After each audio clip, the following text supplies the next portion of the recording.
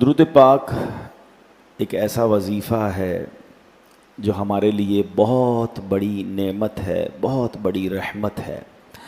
یعنی ایک ہی وظیفے سے نارملی دنیا میں یہ ہوتا ہے کہ ایک چابی سے ایک تالا کھلتا ہے، مگر جو ہوٹل کا کاروبار کرتے ہیں ان کے پاس ایک ماسٹر کی بھی ہوتی ہے جو ایک چابی سے سارے ہی تالے کھل جاتے ہیں۔ درود پاک ایک ایسی ماسٹر کی ہے کہ جس سے اتنے فضائل، اتنی مصیبتوں کے حل یا اتنی پریشانیاں حل ہوتی ہیں کہ بندہ اگر پڑھے تو حیران ہو جاتا ہے۔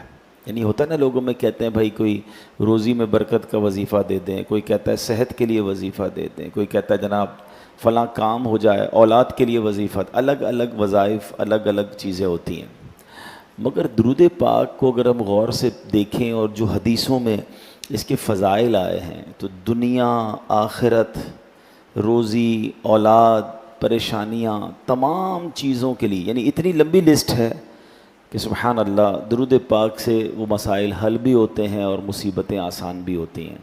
تو اللہ کرے کہ ہم درود پاک کثرت سے پڑھنے والے بن جائیں۔ ایک بڑی پیاری حدیث ہے، سرکار دو عالم صلی اللہ علیہ وسلم کا فرمان ہے، جس نے مجھ پر صبح و شام 10 بار درود شریف پڑھا اسے قیامت کے دن میری شفاعت ملے گی۔ اب 10 بار درود پاک میں کتنی دیر لگتی ہے؟ الصلاۃ والسلام علیک یا رسول اللہ، یہ بھی درود پاک ہے۔ صلی اللہ تعالی علی محمد صلی اللہ علیہ وسلم، یہ بھی درود پاک۔ مختصر درود پاک بھی ہیں، تھوڑے طویل درود پاک بھی ہیں، لیکن فضیلت کیا ہے کہ سرکار دو عالم علیہ السلام فرماتے ہیں اس سے بروز قیامت میری شفاعت ملے گی۔ تو پھر کیوں نہ ہم درود پاک کثرت سے پڑھیں۔ اور یہ تو ایسا وظیفہ ہے کہ کہتے ہیں نا، جتنا گڑ ڈالو گے اتنا میٹھا ہوگا۔ تو جتنا پڑھتے جائیں گے اتنے مسئلے حل ہوتے جائیں گے، اتنی پریشانیاں انشاءاللہ دور، اور نامہ اعمال میں نیکیوں کا انبار لگ جائے گا۔ اچھا، یہ تو عام دنوں میں درود پاک پڑھنے کی فضیلت ہے۔ پھر اگر جمعہ کا دن آ جائے تو یہ اور اسپیشل ڈے ہے کہ حدیث پاک تقریباً ہر جمعے کو ہی سنانے کی کوشش کرتا ہوں تاکہ ہماری عادت بن جائے کہ حدیث پاک کا مضمون ہے کہ جو جمعہ کے دن 200 مرتبہ درود پاک پڑھے اس کے 200 برس کے گناہ معاف کر دیے جاتے ہیں۔ تب آپ سوچئے کہ یہ کتنی بڑی نیکی ہے۔ اور 200 برس کے گناہ، یہ ہم جئیں گے تو نہیں 200 برس، لیکن یہ سمجھانے کے لیے روایتیں ہوتی ہیں کہ تقریباً عمر بھر کے گناہ جو ہے اللہ کی رحمت سے معاف ہو جائیں گے۔ اچھا، جہاں جہاں یہ عمر بھر کے گناہ یا کئی سالوں کے گناہ معاف کرنے کی حدیثوں میں بات ہوتی ہے تو علماء فرماتے ہیں اس سے مراد یہ ہے کہ صغیرہ گناہ معاف ہو جائیں گے۔ اب جو کبیرہ گناہ ہوتے ہیں نا، بڑے گناہ جو ہوتے ہیں، یہ توبہ سے معاف ہوتے ہیں۔ تو درود پاک کے ساتھ ساتھ استغفر اللہ ربی من کل ذنب واتوب الیہ، صرف استغفر اللہ، توبہ کا بھی معمول بنائیں، استغفار کا بھی معمول بنائیں۔ ہم گناہ گار ہیں نا، صغیرہ کے ساتھ اللہ معاف کرے، کئی لوگوں کے کبیرہ گناہ بھی ہو جاتے ہیں، تو استغفار کا معاملہ چلتا رہے، توبہ کا معاملہ چلتا رہے۔ خود سرکار دو عالم علیہ السلام کے بارے میں آتا ہے، روایتوں میں مضمون ملتا ہے کہ آپ فرماتے ہیں میں روزانہ 70 بار، اور ایک روایت کے مطابق روزانہ 100 بار استغفار کرتا ہوں۔ کون ہے میرے آقا؟ نبی پاک سے تو گناہ ممکن ہی نہیں ہے نا، آپ تو معصوم ہیں، آپ کے صدقے ہماری مغفرت ہونی ہے، مگر آپ فرماتے ہیں میں استغفار کرتا ہوں۔ یہ میری اور آپ کی تربیت کے لیے نا، اور ہم گناہوں کا انبار سر پہ لے کر بیٹھے ہیں مگر توبہ ہی نہیں کرتے، استغفار ہی نہیں کرتے، اللہ سے معافی نہیں مانگتے۔ What is the meaning of استغفار؟ اللہ سے معافی مانگنا ہے نا، رب کو بڑا پسند ہے بندہ معافی مانگے، توبہ کرے، شرمندہ ہو۔ تو اللہ کرے کہ دن کا کوئی، کم از کم سونے سے پہلے ہی بندہ پورے دن کے اعمال پر نظر اٹھائے اور نظر دوڑا کر اللہ سے معافی مانگ لے۔ ہمارے امیر اہل سنت مولانا الیاس قادری صاحب نے تو ایک بڑا پیارا طریقہ بتایا کہ روزانہ سونے سے پہلے صلاۃ التوبہ پڑھ لی جائے۔ ماشاءاللہ کئی عاشقان رسول کا یہ انداز ہے کہ عشاء کی نماز پڑھ لی یا تو عشاء کے بعد ہی صلاۃ التوبہ پڑھ لی، پوری عشاء پڑھ لی 2 رکعت، یا اللہ آج کے دن کے زندگی کے سارے گناہ معاف فرما، توبہ کی نیت سے 2 رکعت پڑھ لیں، بڑا اچھا عمل ہے۔ اور بہتر یہ ہے کہ جب بالکل سونے لگیں، عشاء پڑھنے کے بعد بھی کچھ لوگ جاگتے ہیں، تو بالکل سونے کا وقت آ جائے تو اس وقت تازہ وضو کر کے 2 رکعت پڑھ لے، تو فائدہ کیا ہوگا؟ ایک تو آخری عمل صلاۃ التوبہ ہوگا، اور دوسرا بندہ پھر باوضو بھی سو جائے گا۔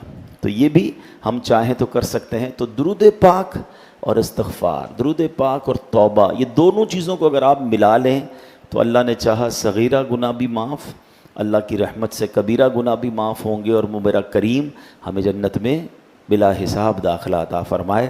آئیے مل کر درود پاک پڑھ لیں. صلو علی الحبیب صلی اللہ تعالی علی محمد صلی اللہ علیہ وسلم. جمعہ کے دن کے حوالے سے ایک بات کر لوں، پھر میں اپنے جو ہر جمعے کو ہمارا قرآن پاک کا ٹاپک ہوتا ہے ہم اس کی طرف آ جائیں گے.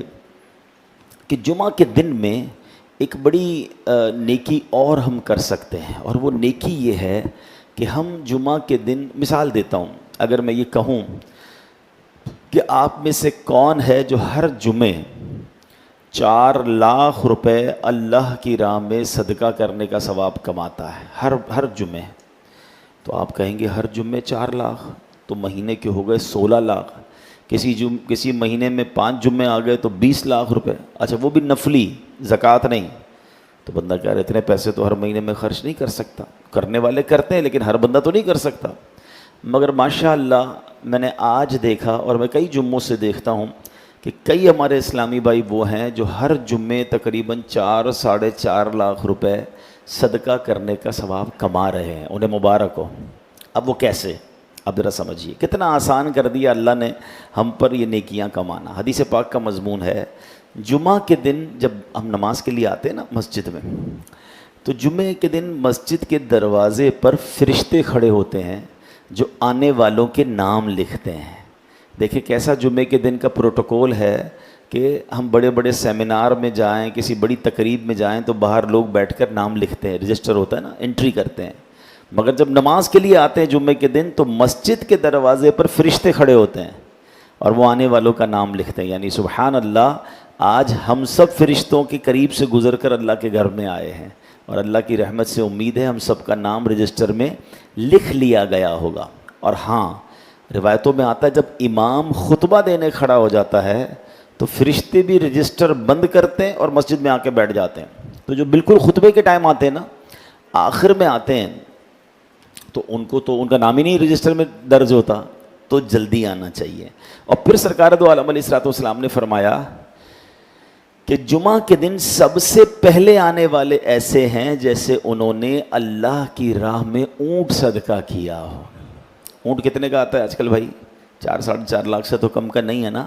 تو مبارک ہو یہ پہلی 1-2 صفوں والوں کو. اور میں دیکھتا ہوں ان میں سے کچھ وہ ہیں جو ہر جمعے پہلے آتے ہیں. تو انشاءاللہ جو جلدی آئے گا، فرمایا اب پہلے آنے والا ایسا ہے کہ جس نے اونٹ صدقہ کیا، فرمایا اس کے بعد آنے والا ایسا ہے کہ جس نے گائے اللہ کی راہ میں صدقہ کی. تو ماشاءاللہ یہ 3rd-4th صف والے ان کو بھی مبارک ہو. پھر فرمایا اس کے بعد آنے والا ایسا ہے کہ اس نے مینڈھا صدقہ یعنی بکرا صدقہ کیا. پھر آنے والا ایسا ہے جس نے مرغی صدقہ کی. اور آقا علیہ الصلوۃ والسلام فرماتے ہیں اس کے بعد آنے والا ایسا ہے جیسے اس نے انڈا صدقہ کیا. بات کہاں سے چلی؟ اونٹ سے، اور کہاں پہنچ گئی؟ انڈے پر. اب جو جتنا دیر سے آ رہا ہے وہ اپنے ثواب میں اتنی کمی کر رہا ہے، اور جو جتنا جلدی آ رہا ہے 10-15-20 منٹ کی بات ہے نا. مگر اگر سوچیں کہ ہر جمعے اگر مجھے اونٹ صدقہ کرنے کا ثواب مل رہا ہے تو سبحان اللہ، میں تو شاید اب میں کئی ایسے ہوں گے جو پوری زندگی میں کبھی اونٹ صدقہ نہیں کیا ہوگا، مگر ہر جمعے اونٹ صدقہ کرنے کا ثواب. تو جمعے کے دن کی یہ اہمیت کو محسوس کیجیے. اب میں دل پر چوٹ کرنے کے لیے کہہ دیتا ہوں، سمجھانے کے لیے کہہ دیتا ہوں.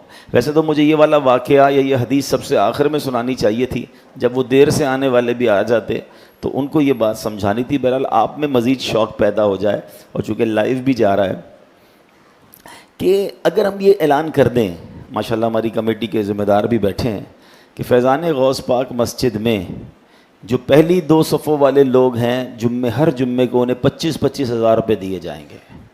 اس کے بعد والی 2 صفوں والوں کو 10-10 ہزار دیے جائیں گے. اور پھر جس کی بھی اس نیچے والے گراؤنڈ میں جگہ مل گئی اس کو 5-5 ہزار دیے جائیں گے. سچ بتائیں پہلی 2 صفوں میں کتنے بجے لوگ آ جائیں گے؟ شاید صبح 11 بجے ہی دروازہ کھلنے سے پہلے کچھ لوگ کھڑے ہوں گے. میں سمجھانے کے لیے کہہ رہا ہوں کہ دنیا کا نفع ہو، دنیا کا پروفٹ ہو تو ہم اس کے لیے فوراً بڑھتے ہیں، آگے جاتے ہیں. میرے اور آپ کے نبی علیہ الصلوۃ والسلام کا فرمان سنا رہا ہوں نا، ان سے زیادہ حق بات کون کرے گا؟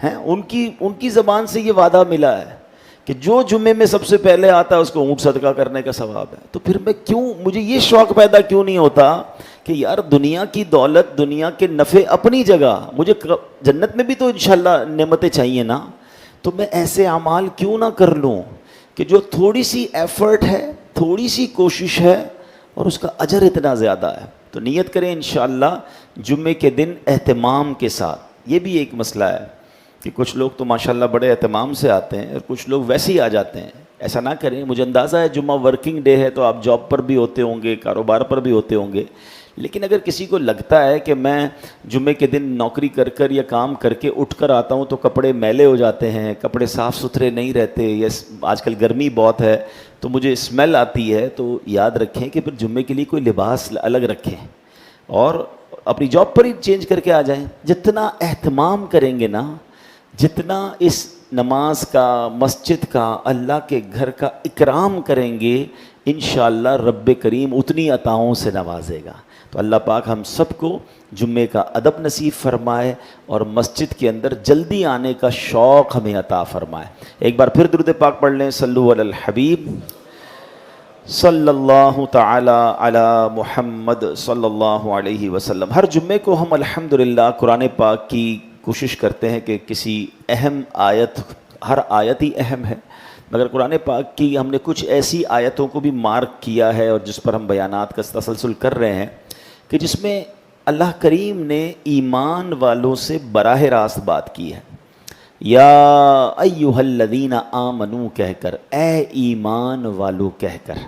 تو آج انشاءاللہ اسی سلسلے میں ایک اور خوبصورت آیت ہم پڑھیں گے, اور انشاءاللہ پہلے آیت پڑھیں گے, اس کا ترجمہ, اور اس کے بعد انشاءاللہ عز و جل اس کی تفسیر ہوگی. ترتیب وار دیکھیں تو یہ 9th آیت بنتی ہے, 9ویں آیت ہے, پارہ نمبر 3 ہے. سورہ بقرہ کی 2 آیتوں کی پہلے میں تلاوت کروں گا, اس کا پھر ترجمہ اور پھر اس کے تحت تفسیر اور کچھ باتیں سیکھیں گے. آیت نمبر ہے 267 268 سورہ بقرہ پارہ نمبر 3.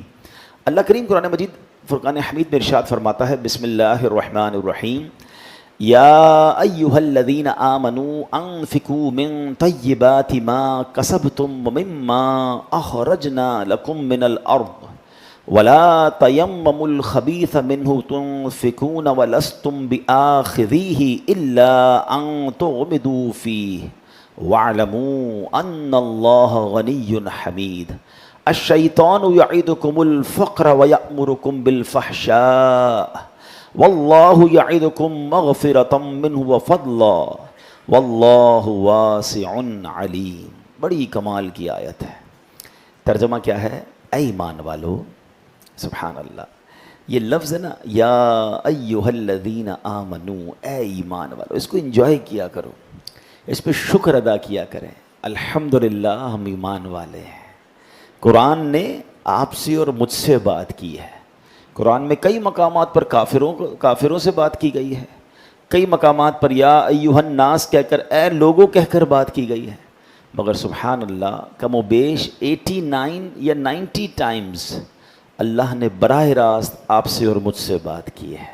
اے ایمان والو, اے ایمان والو, او یو بلیورز, یا ایہا الذین آمنوا, اے اللہ تیری مہربانی تو نے ایمان والا بنایا ہے. خوشی ہے نا کہ اللہ نے ایمان والا بنایا. اور رب اب ایمان والوں سے کیا فرما رہا ہے؟ اے ایمان والو, غور سے سنو. اللہ فرماتا ہے, اے ایمان والو, اپنی پاک کمائیوں میں سے اور اس میں سے جو ہم نے تمہارے لیے زمین سے نکالا ہے, اللہ کی راہ میں کچھ خرچ کرو, اور خرچ کرتے ہوئے خاص ناقص مال دینے کا ارادہ نہ کرو. حالانکہ اگر وہی تمہیں دیا جائے تو تم اسے چشم پوشی کیے بغیر قبول نہیں کرو گے. اور جان رکھو اللہ بے پرواہ حمد کے لائق ہے. شیطان تمہیں محتاجی کا اندیشہ دلاتا ہے اور بے حیائی کا حکم دیتا ہے, اور اللہ تم سے اپنی طرف سے بخشش اور فضل کا وعدہ فرماتا ہے, اور اللہ وسعت والا, علم والا ہے. سبحان اللہ. ایک آیت میں اتنا کچھ ہمیں سکھایا گیا ہے اگر ہم سمجھنے والے بنیں. اس کا شان نزول کیا ہے, اس کا بیک گراؤنڈ کیا ہے, یہ آیت کب نازل ہوئی اور یہ کس وجہ سے نازل ہوئی. بعض لوگوں کے بارے میں آتا ہے کہ وہ صدقات میں, اللہ کی راہ میں خرچ کرنے میں خراب مال دیا کرتے تھے، گھٹیا مال دیا کرتے تھے، ان کے بارے میں یہ آیت نازل ہوئی اور فرمایا گیا کہ اللہ تعالیٰ کی راہ میں اپنا کمایا ہوا پاکیزہ اور صاف ستھرا مال دیا کرو، نیز زمین کی پیداوار سے بھی راہ خدا میں خرچ کیا کرو، اور اللہ تعالیٰ کی راہ میں ناقص، گھٹیا اور ردی مال نہ دیا کرو۔ جب تم اللہ تعالیٰ سے اچھی جزا چاہتے ہو تو اس کی راہ میں مال بھی اعلیٰ درجے کا دیا کرو۔ یعنی جب اللہ سے اچھی تمہیں طلب ہے تو اس کی راہ میں جب خرچ کرنا ہے تو مال بھی اچھا خرچ کیا کرو۔ پھر فرمایا غور کرو کہ جس طرح کا گھٹیا مال تم راہ خدا میں دیتے ہو، اگر وہی مال تمہیں دیا جائے تو کیا تم قبول کرو گے؟ پہلے تو قبول ہی نہ کرو گے، اور اگر قبول کر بھی لو تو کبھی خوش دلی سے نہ لوگے بلکہ دل میں برا مناتے ہوئے لوگے۔ تو جب اپنے لیے اچھا لینے کا سوچتے ہو تو راہ خدا میں خرچ کیے جانے کے بارے میں بھی اچھا ہی سوچو۔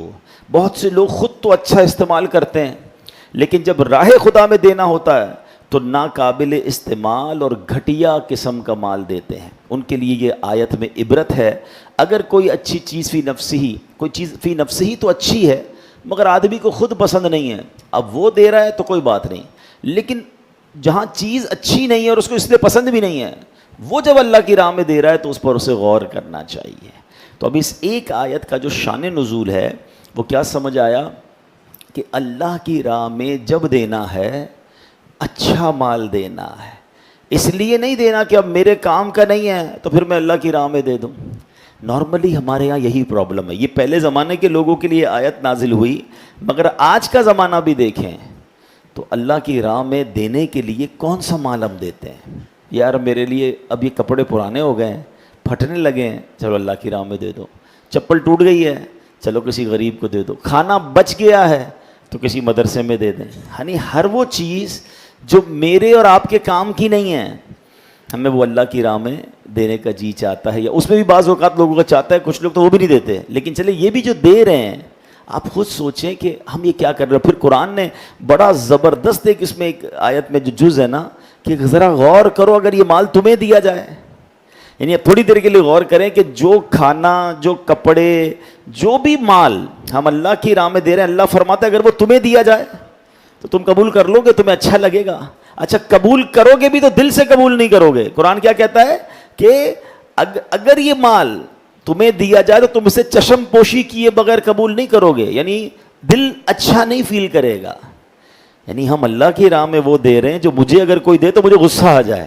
آپ سوچیں، اب ذرا امیجن کرتے جائیں، جتنے لوگ یہاں مجھے سن رہے ہیں، ہمارا دیا ہوا صدقے کا مال جس طرح کا ہم دیتے ہیں، مجھے کوئی دے تو مجھے کیسا لگے گا؟ کچھ لوگ جب یہ راشن وغیرہ بٹتے ہیں تو راشن بھی گھٹیا، بعض اوقات وہ بیچارہ غریب آدمی گھر جا کے وہ راشن کھولتا تو کہتا ہے یہ کیسا راشن دے، کیا خود کھاتے ہیں ایسا؟ غور کریں، تھوڑا دیں مگر کمال کا دیں، اچھا دیں۔ دیکھیں پہلے ایک بات سمجھیں، میرا اور آپ کا اللہ کی راہ میں خرچ کرنا اللہ کو تھوڑی پہنچتا ہے۔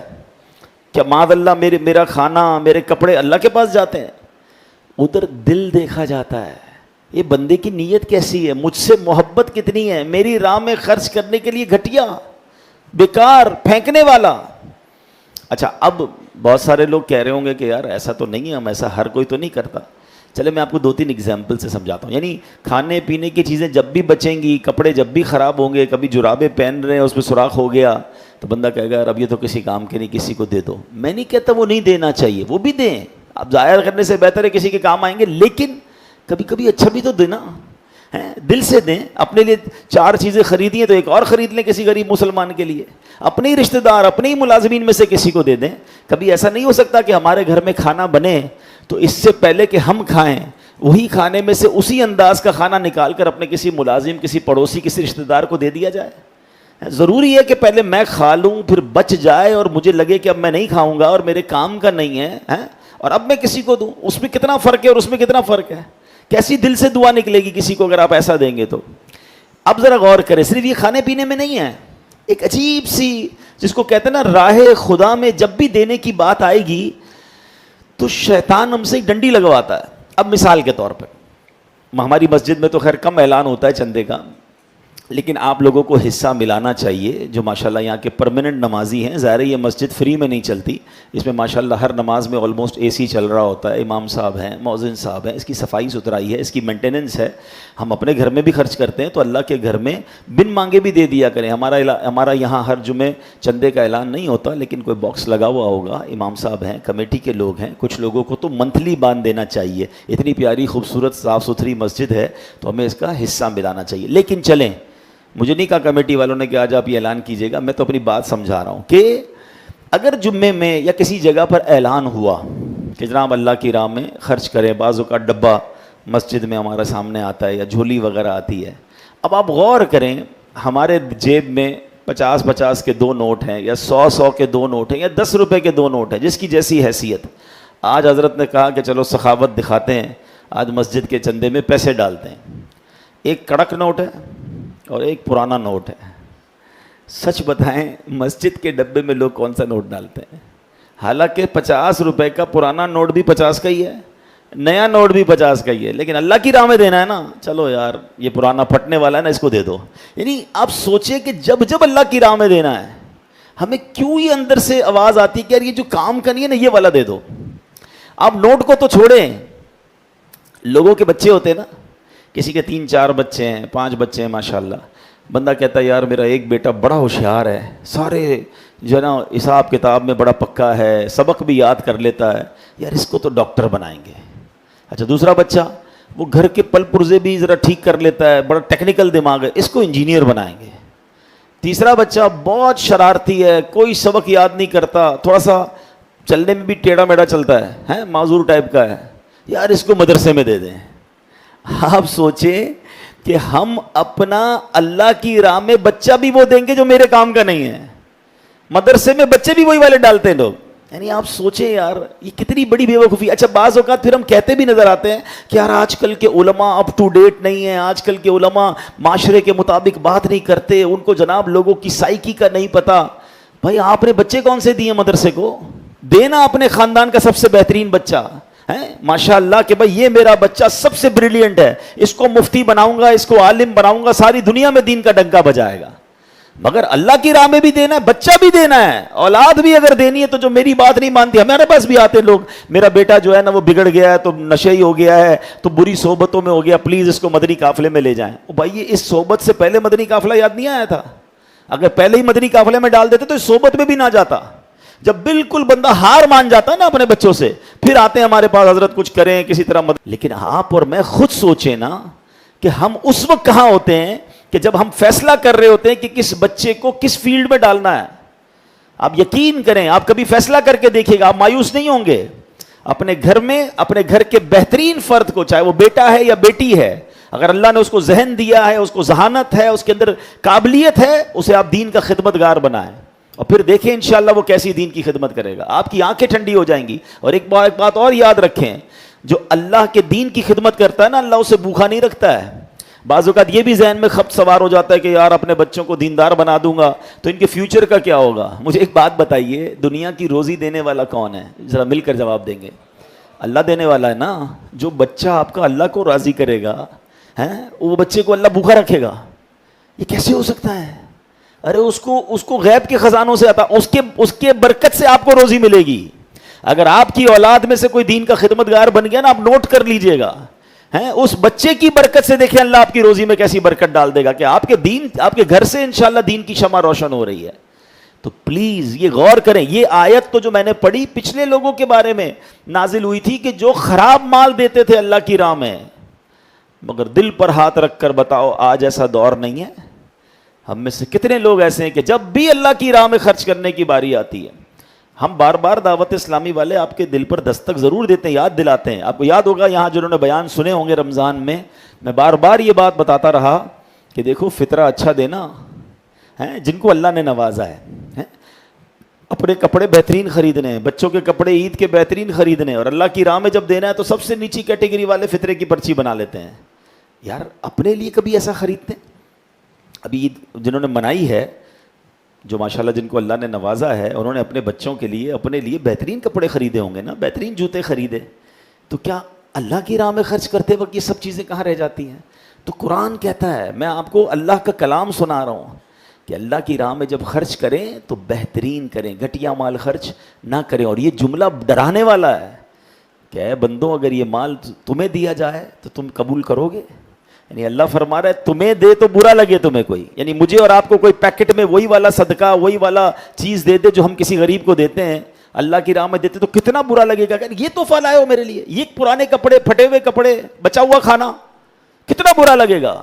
اور یہی پیکٹ یا یہی تحفہ ہم اللہ کی بارگاہ میں بھیج رہے ہیں. سوچئے 4 پارے کی پہلی آیت ہے.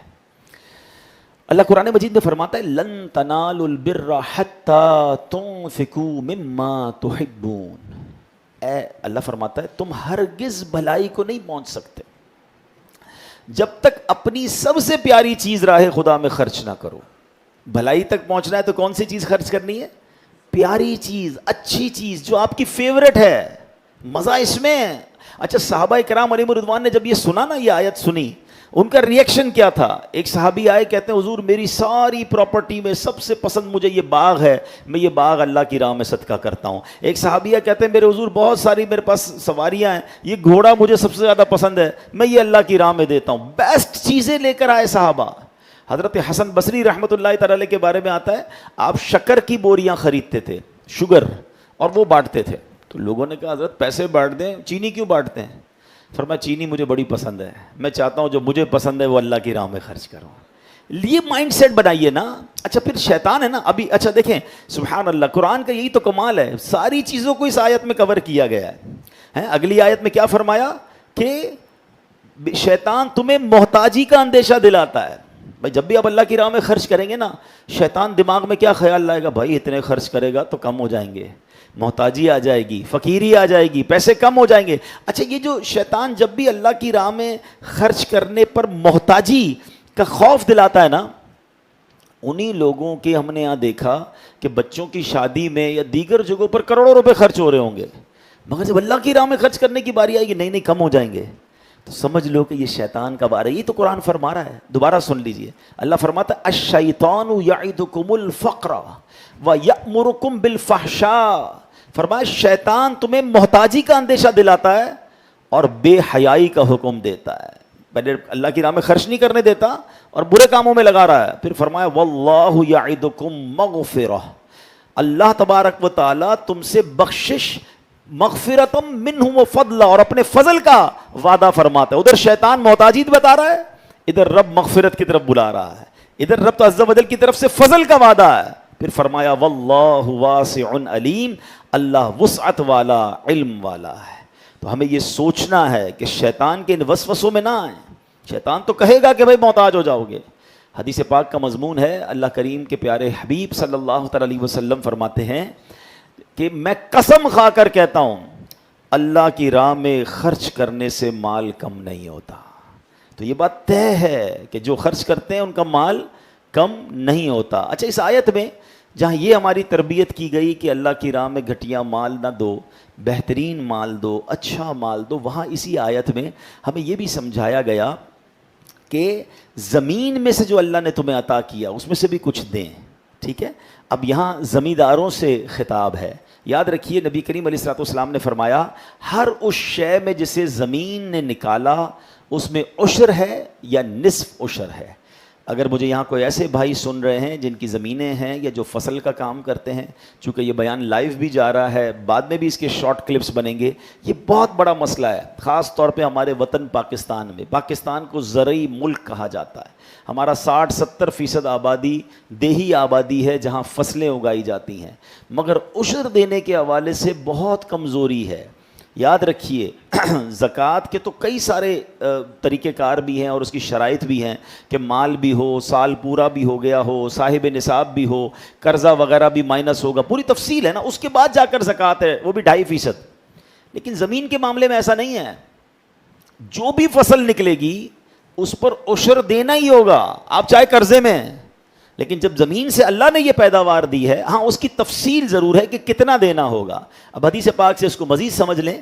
حضرت جابر رضی اللہ تعالیٰ عنہ سے روایت ہے کہ رسول اللہ صلی اللہ علیہ وسلم نے ارشاد فرمایا جن زمینوں کو دریا اور بارش سیراب کرے، یعنی ڈائریکٹ بارش سے پانی مل رہا ہے یا دریا سے پانی مل رہا ہے، تو ان میں عشر یعنی 10واں حصہ دینا واجب ہے، اور جو زمینیں اونٹ کے ذریعے سیراب کی جائیں ان میں نصف اس عشر یعنی 20واں حصہ 5% دینا ہے۔ یعنی آج کی زبان میں سمجھاؤں تو اگر آج کسی کی ایسی زمین ہے کہ جہاں اس کو موٹر ویل یا پمپ لگا کر یا خرچہ کر کے پانی نہیں دینا، بلکہ بارشیں اتنی ہو جاتی ہیں کہ فصل چل پڑتی ہے یا نہر کا پانی خود ہی آ جاتا ہے، تو وہاں تو اس کو 10واں حصہ دینا ہوگا۔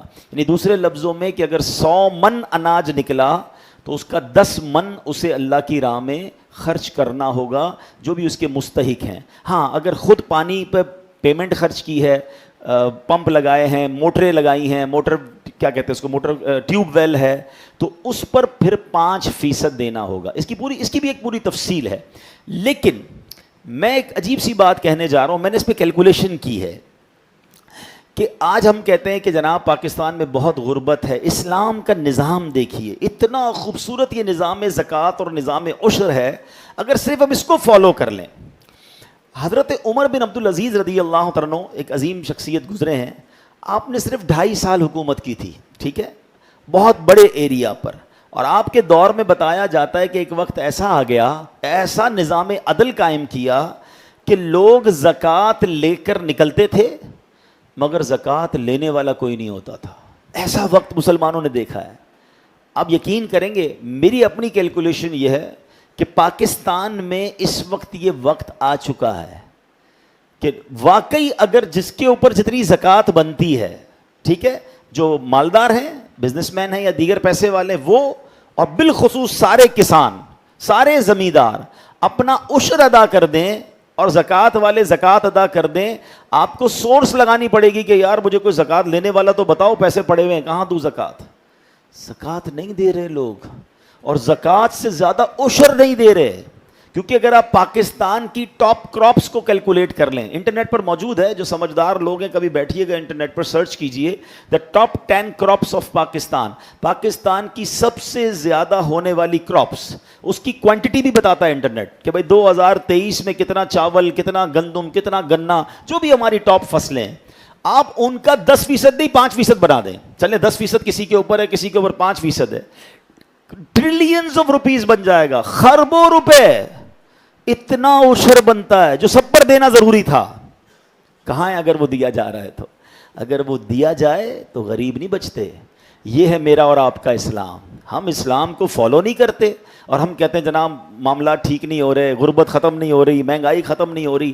ہماری شریعت نے جو ہم پر لازم کیا ہم صرف اس کو فالو کر لیں۔ اچھا مزے کی بات یہ ہے، جو بھی عشر دیتا ہے، جو بھی زکوٰۃ دیتا ہے، بھائی اس کا مال بھی کم نہیں ہوتا۔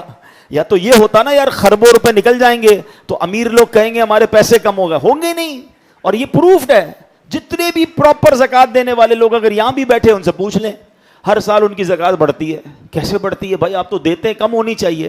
سبحان اللہ، یہی تو زکوٰۃ کا فارمولہ ہے۔ مال خرچ کرتے جاؤ، اللہ اس میں برکت ڈالتا جاتا ہے۔ کئی فصلیں تباہ ہو جاتی ہیں، کئی باغات تباہ ہو جاتے ہیں، کبھی سیلاب آ جاتے ہیں، لوگوں کی فیکٹریوں میں آگ لگ جاتی ہے۔ میں نہیں کہتا ہر وقت یہی وجہ ہو، مگر حدیثوں میں یہ وجہ موجود ہے کہ مال جب تلف ہوتا ہے، مال جب برباد ہوتا ہے، تو اس کی ایک وجہ یہ ہوتی ہے کہ اس کی زکوٰۃ نہیں دی گئی ہوتی۔ بلکہ حدیث پاک میں مضمون ملتا ہے کہ اللہ کی راہ میں زکوٰۃ دے کر اپنے مالوں کو مضبوط قلعوں میں قید کر لو، تم سیکیور کر لو اپنے مال کو۔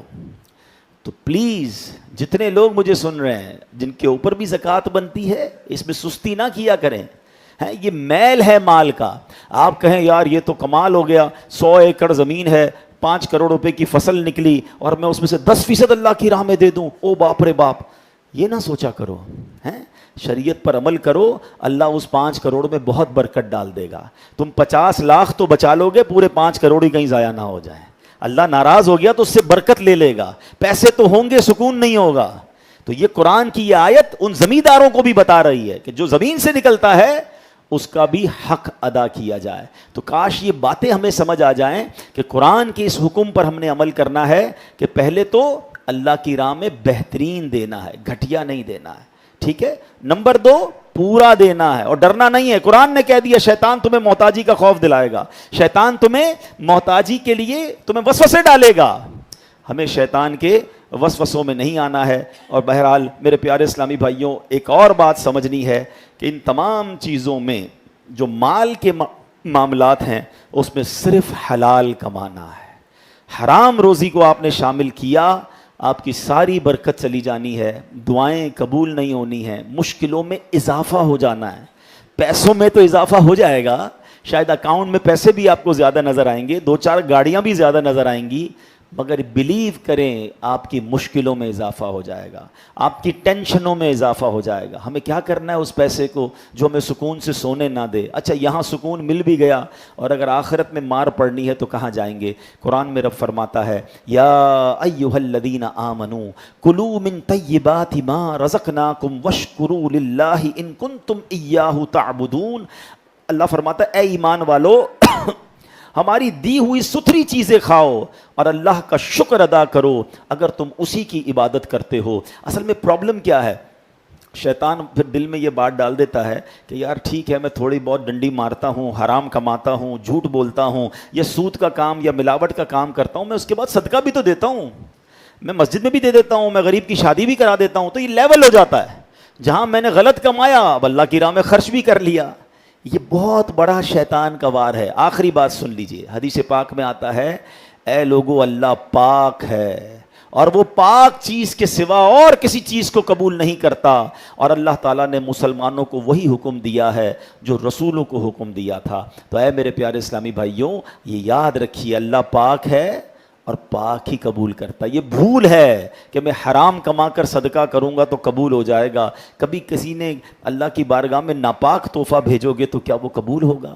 وہ نہیں قبول ہوگا. آپ حلال کمائیں اور حلال کمائی سے صدقہ و خیرات کریں، اچھے کاموں میں خرچ کریں، پھر ملٹیپلیکیشن دیکھیے گا. تو بہرحال آج جو قرآن پاک کی سورہ بقرہ کی 2 آیتیں ہم نے پڑھیں، ہم نے سمجھی، اس میں خوبصورت پیغام تھا کہ اے ایمان والو اللہ کی راہ میں بہترین مال خرچ کرنا ہے، شیطان کے وسوسوں میں نہیں آنا، زمیندار اپنا عشر پورا ادا کریں اور گھٹیا مال خرچ نہ کریں اور محتاجی کا خوف دل سے نکال دیں. اللہ پاک ہمیں فقط رزق حلال عطا فرمائے. یہاں میں ایک آخری بات کہہ دوں کہ دعوت اسلامی کی کیا بات ہے، جہاں ہم اسلامی بھائی جو سن سکتے ہیں، جو بول سکتے ہیں، ان تک تو بیان پہنچتا ہے، ویڈیو کے ذریعے پہنچ رہا ہے. ہماری مسجد میں لیفٹ سائڈ پر دیکھیے گا، میں چاہوں گا کیمرہ مین دکھائیں کہ ماشاءاللہ ہمارے مبلغ دعوت اسلامی اشاروں کی زبان میں یہ پورا بیان ٹرانسلیٹ کر رہے ہیں، اور ان کے پاس کچھ لوگ ایسے بیٹھے ہیں جو میری آواز نہیں سن پا رہے، ہماری بات نہیں سمجھ پا رہے، مگر ماشاءاللہ وہ اشاروں کے ذریعے بیان سن رہے ہیں. اور یہ الحمدللہ دعوت اسلامی کا کام پوری دنیا میں جاری ہے. یہ گونگے بہرے نابینا اسلامی بھائی بیچارے، ان کو کون دین سکھائے گا؟ یہ خصوصی اسلامی بھائی جو کہلاتے ہیں، ان تک بھی نیکی کی دعوت پہنچانے کا نظام پوری دنیا میں الحمدللہ ہم چلا رہے ہیں. اور اس کے ساتھ ساتھ معذور بچوں کے لیے ریہیبلیٹیشن سینٹرز بھی ہیں، تو جہاں دین متین کی تبلیغ، دین متین عام لوگوں تک پہنچایا جاتا ہے، وہاں ان دکھیارے مسلمانوں تک بھی پہنچایا جاتا ہے. ہمیں اپنی دعوت اسلامی کا دل کھول کر ساتھ دینا چاہیے. اللہ پاک عمل کرنے کی توفیق